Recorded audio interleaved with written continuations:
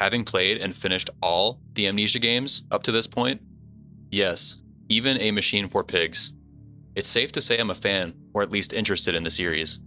So when Bunker was announced, I was automatically looking forward to it. But to my surprise, from the few bits of information I saw of the game, it was also for the first time in the series to introduce guns to the gameplay. Also, it takes place in World War I, inside of a bunker. That's all the information I knew before buying it and playing through it, but that alone really piqued my interest, and it sounded very promising and a great concept. It starts off with a brief introduction in a trench, where you immediately get a pistol. This serves as little more than a brief way to show you the various mechanics in the game, rapidly, and was a nice first impression. Then you get trapped inside of the bunker, and basically the rest of the game is figuring out how to escape. You find a note shortly on that says to escape, you basically need to find the dynamite in the armory, and also the detonator handle somewhere. The game is, as you would expect, pretty dark, with light sources initially hard to come by. You are equipped with a rather pathetic flashlight that needs to constantly be manually cranked by holding down the Y button on the controller. Every time you do this, it violently shakes the screen, and it can be jarring and annoying to constantly do. Even fully cranked, this flashlight isn't very bright, and you need to be cranking it at least once every 10 seconds to keep it usable. I get what they were going for, it's a neat idea, but the animation for cranking it just gets really annoying and makes the gameplay nauseating more than anything. They probably should have toned down the shaking screen effect, it's just a bit too much, but it does make for some good creepy atmosphere when the lights go off. Going around in the dark inside of this bunker, slowly opening room by room and exploring, hearing all the weird sounds, and especially the threatening growls as you get too close to a threat, pretty immersive.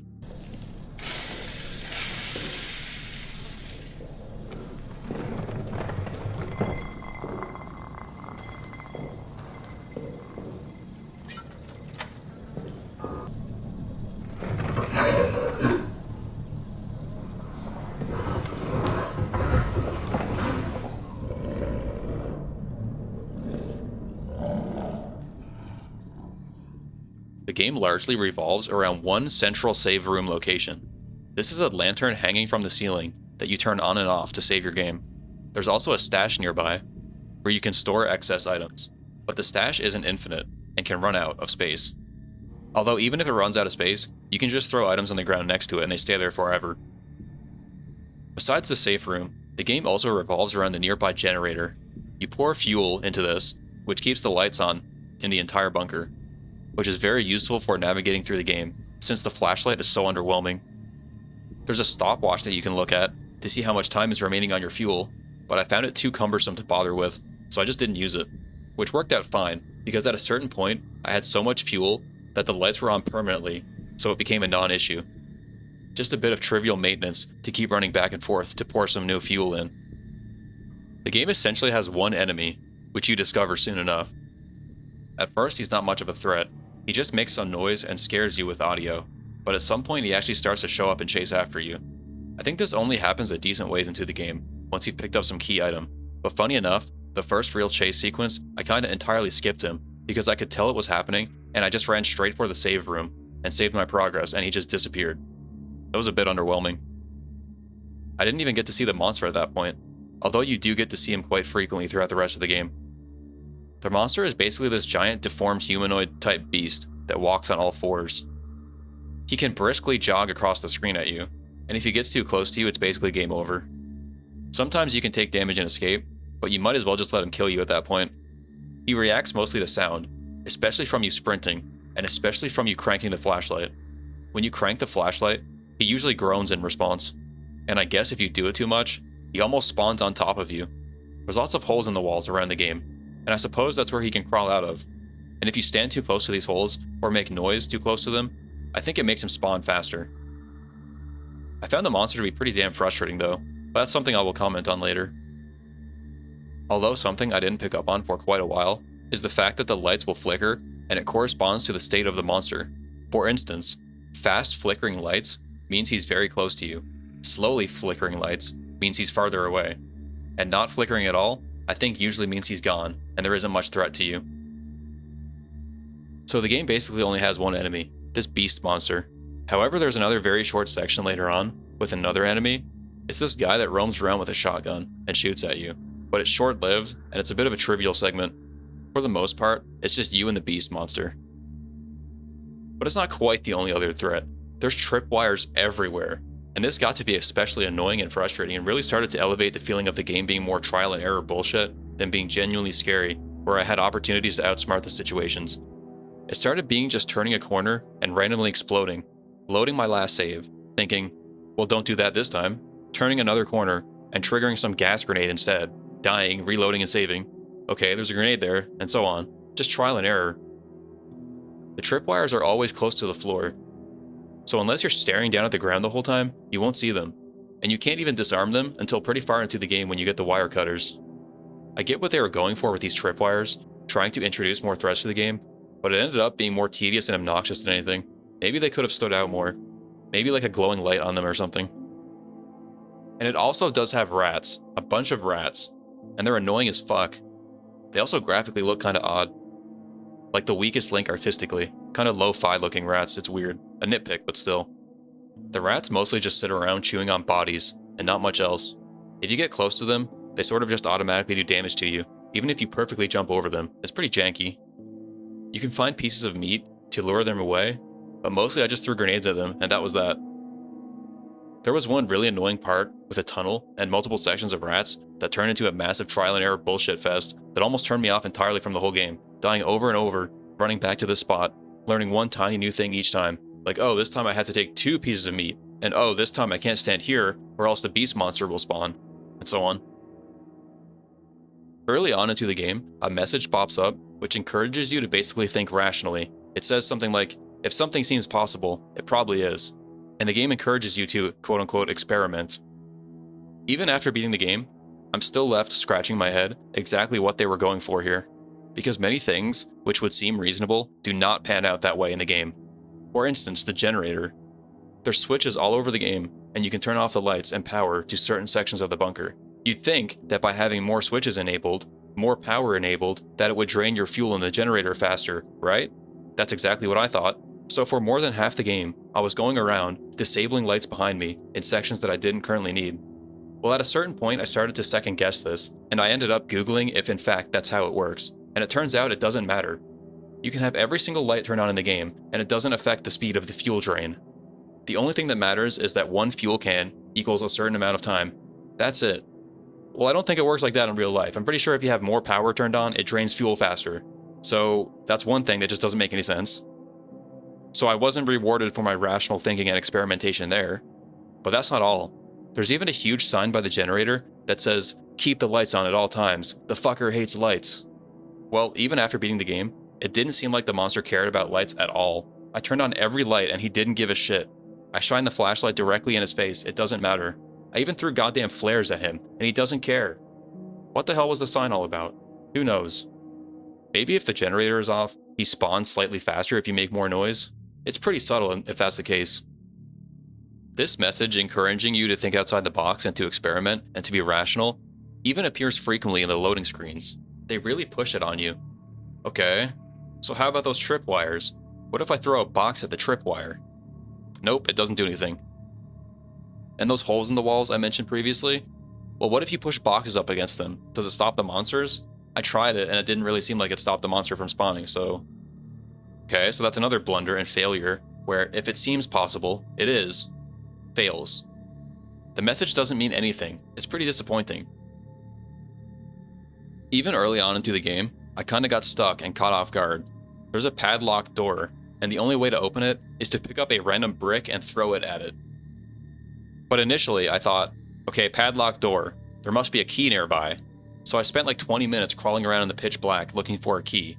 In real life, using a brick would be one of my last thoughts. Wouldn't anyone else think the same? The game needlessly made me waste like 20 minutes being stumped right at the beginning of the damn game. Maybe I missed a note or something, but I doubt it. So it ends up feeling like the game doesn't actually reward you for experimenting and using your brain all that much. Really, all it means is that you can throw a brick at a lock, and you can eventually use a shotgun to blow open doors. That's pretty much it as far as I can tell. Few other puzzling things stood out. The game seems to really push the idea of burning corpses. There's lots of notes about the importance of burning corpses. That rats don't like burnt corpses and stuff. But I never really understood what this was trying to get at. What corpses am I supposed to burn? What's the point? There's rats, and yes, they eat corpses here and there, but it's not that many times that you have to get up close and personal. And the few times I really wanted to get rid of the rats, I just threw a grenade at them. Was I supposed to use some fire and burn the corpse? Didn't seem like a big deal. And you don't get the lighter until like halfway through the game anyways. I actually never use the lighter for anything. It takes up an inventory slot, and the game has pretty limited inventory space. Plus the empty bottles, having to craft Molotovs, which just take your fuel. I didn't find any purpose for the whole lighter and Molotovs thing. Kind of wasted feature in my experience. Something else that needs to be mentioned is the fact that every other Amnesia game has an insanity mechanic, where under certain conditions, usually darkness and scary sounds, your screen will become warped, and you will start hallucinating or experience other adverse effects. However, in Amnesia the Bunker, there seems to be nothing of that sort. I wonder what the developers were thinking this time around. Did they suddenly reconsider the whole thing and decide the mechanic offers nothing to the experience? That's a sort of weird change from the formula.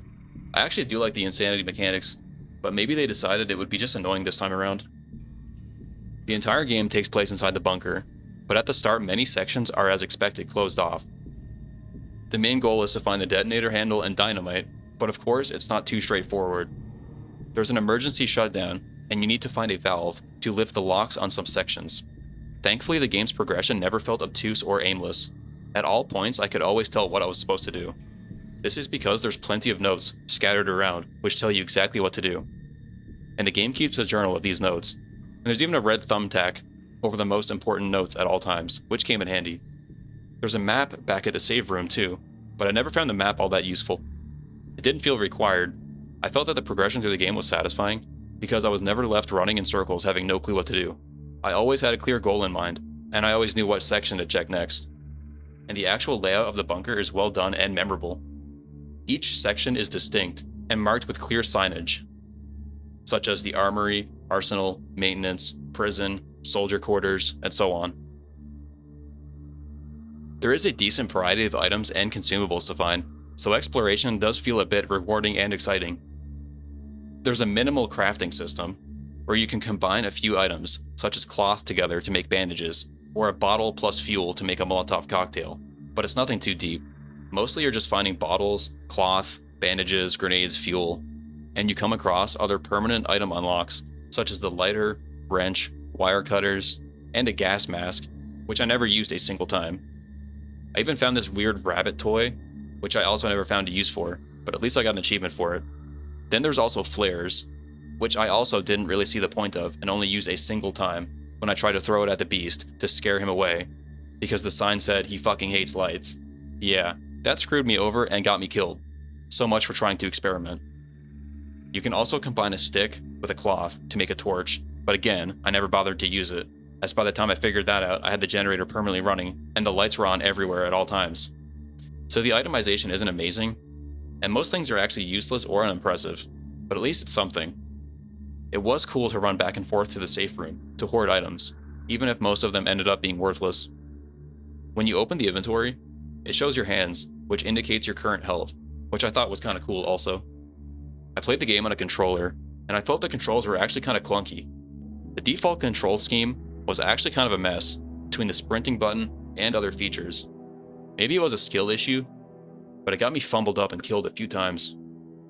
It probably would have been fine on keyboard and mouse though. The first hour or two, I was impressed with the game and very intrigued, but shortly into the game, I just found myself downright annoyed and pissed off with all the tedium of randomly having the monster spawn on top of me, walking into constant tripwire grenades, dying and reloading over and over. Like I said, just trial and error. Didn't feel like I was ever being rewarded for my playing, but just I needed to enter a new area, die a few times until I figure out exactly what to expect, then I can proceed the next time. It's like the horror equivalent of Kaizo Mario or some shit. I was really hating the game, because I would die and lose like 20 minutes of progress, since the game has no checkpoints and only one save location. But then I changed up my playstyle. I figured, you know what? Okay, if the game wants to be cheap bullshit, fine, I can do it too. I started clearing no more than 1 to 3 rooms at a time, then sprinting back to the save point and saving, rinse and repeat. Since I started doing that, the game became trivially easy and I made constant progress. Not only did I begin to predict the monster, his triggers, how to spawn him and avoid him, but also I stacked up so many items and hoarded so much fuel that I overflowed the stash, and began to just dump fuel cans on the ground next to the generator. I was stacked for the rest of the game. From here, it was just a repetitive process of clearing a few rooms and then sprinting back and saving, over and over until the end credits. It's kind of unfortunate how the game degenerated into this, but playing blind risks wasting way too much progress to random unforeseen traps and monster spawns. There's a few rooms that are just pointless, and once you go into them, you can trigger some grenade or spawn the monster, and it's just guaranteed death. Of course you can run and hide. You can hide under beds, inside closets, like classic Amnesia, but he can still sometimes get you, and this wastes a lot of time anyway. Sometimes I'd rather just open the pause menu and load last save as soon as I became spotted. The thing is, the game advertises and presents itself as this new amazing twist on the Amnesia formula. There's guns now, whoa. But not really. You get a pistol early on, but it's not really useful for anything. It doesn't kill the monster, all it does is make him run away for a bit. And he takes like 3 bullets before he even starts running. Guess how many bullets you get in the whole game? Yeah, barely any. Maybe in total, there's like 12 bullets. And I'm not even sure what you're really supposed to use the pistol for. Blowing up explosive barrels and gas canisters? Shooting the monster away 1 or 2 times? It felt largely pointless. I don't think I used the pistol a single time. Maybe blowing up a barrel, that's it. So not really. It's not a new spin on the series, where you can actually fight back, and it's like this Resident Evil survival horror game, where you actually kill enemies and have guns in combat. It's not like that at all. The gun almost comes across like a marketing gimmick. Just some ploy to be able to say, look, the game has guns now. But it doesn't really offer anything meaningful to the game at all. In fact, at one point I started just leaving the pistol in a storage box because I found it so useless. And it takes up an inventory slot. That's how pointless I found it. Though with the guns, there is a cool reloading mechanic. You hold the button to check how many shots you have. He manually opens it up and checks. Then you press another button to load each bullet one at a time. It's realistic and stresses the importance of each shot, and makes it so you can't just run and gun. Even if that were a mechanic. I thought this reload feature was a nice touch. It's just too bad how the guns don't have much use. You eventually get a shotgun towards the end of the game. It's down in the Roman tunnels area, with these gaudy, weird fantasy alien runes. I don't know why the Amnesia developers finds the need to put these fantasy alien elements into these games. It's really off-putting and jarring, and looks out of place. There's a weird ghostly man down here that sings and shoots at you with a shotgun, and you just kill him and pick up his shotgun. This is also where you find the detonator handle, after you burst down a door.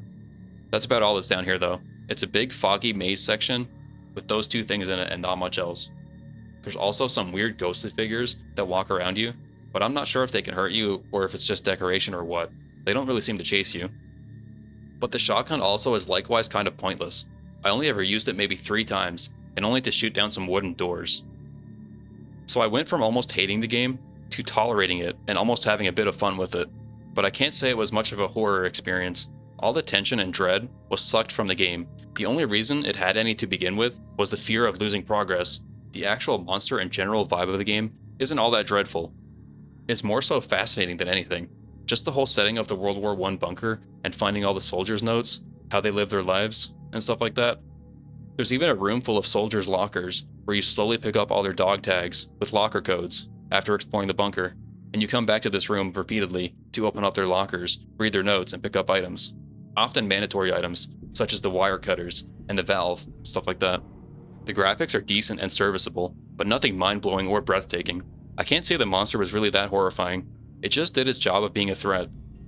It's not like I'm gonna have nightmares or think it's particularly creepy or anything. The game is fairly dark, so it's not like you can see much anyway. But the environments are well detailed, with lots of World War I objects and subtle storytelling about all the various soldiers. It's a really cool setting that the game takes place in. Not many games are in this setting, let alone horror games. The game uses the typical physics system that they've been using since the Penumbra series, where you have to manually grab onto items and swing them around, grab onto doors, and open them with momentum, open chests and drawers, and so on. It's a good system and makes the games in the series stand out from other horror games. It's a staple of the series at this point, although sometimes the physics were really clunky, trying to move around the world, like getting stuck on random objects and random things being on the floor, in your way, and needing to fumble around with moving them around.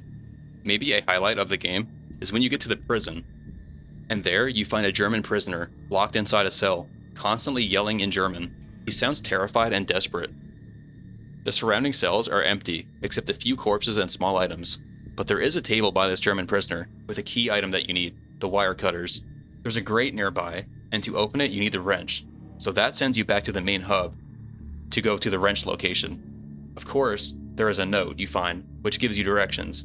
So you make your way towards the chapel. This is another standout moment, where you find the beast's own personal hideout, full of mauled corpses. There's a decimated priest inside of one of the confessional booths, where you get a key to the pill box, where you find the dog tag with a code for the locker or the wrench. So you eventually get back down to the prison, unlock the grate, and there you find the controls to open up all the cells. When you open the prisoner's cell, the beast shows up and instantly starts to maul the German prisoner. I actually got curious afterwards and looked up if you can save him, and you kind of can. Apparently if you shoot at the beast, or run up and grab the item so quickly and close the cell, you can save him from being attacked, but nothing unique happens. He still continues just saying the same lines forever. You do get an achievement though. I think this is the only other living person you see in the entire game. Other than that, the rest of the game is going around finding more dog tags, opening up more lockers to get items, to eventually go to the arsenal to get the dynamite and detonator handle to blow open the final wall, and fall into a final arena where you are forced to encounter the beast. This part was also trial and error. It's this fantasy-style alien arena where the monster spawns and just chases after you, and there's no obvious escape. At first I had no idea what was really happening, and that took a few deaths. Then I figured maybe I'm supposed to climb on these boxes and jump over the railing area, but how are you supposed to do that with the monster chasing at you? So that's a few more deaths. Eventually I noticed the bridges were made of wood, so I baited the monster to it and threw a grenade at it. That blew it up and he fell down into the darkness, and I got an achievement. And then the railing area busted open, and that's basically the end of the game. This final monster arena is maybe a bit underwhelming. Like, that's it? I don't know, it left me desiring something else. So you leave the arena, climb out of the bunker, and finally are outside, and you fall into this trench in a puddle of blood and gore. There's dead soldiers all around you, and there's Germans close by yelling, and they're closing in on you. It's almost a spin of irony, as if to say, being out here is worse than being in the bunker. And then the credits roll. After the credits, it reveals that actually many things are randomly generated. The codes, items, and even the tripwires. Okay, that's kind of interesting. Maybe it explains why 90% of the boxes are empty, and why the tripwires are so random and annoying. Not sure if that was the right play for them. Like, who is going to be replaying this game over and over, just because it has a few things randomized? It's both good and bad, I guess. But ultimately, that's Amnesia the Bunker. The game before this, Amnesia Rebirth, I hated. The setting was terrible.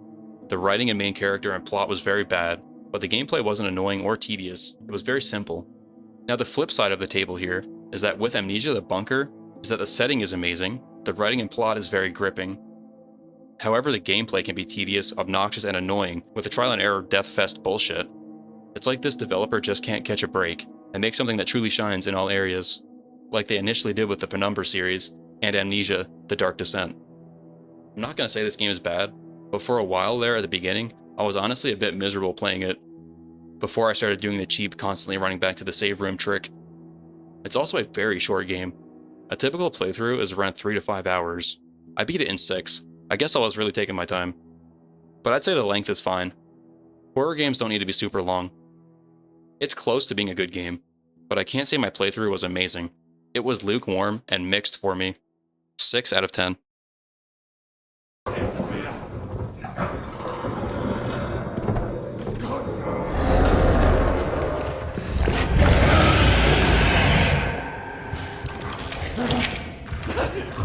Lassen Sie es zu!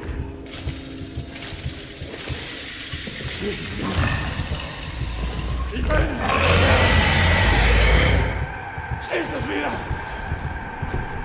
Nein! Nein! Bitte! Hilf mir! Nein! Ich will nicht sterben! Bitte! Bitte! Nein! Nein! Lassen Sie es zu! Es kann! Es kann! Bitte! Bitte! Hilf mir! Ich will nicht sterben! Bitte!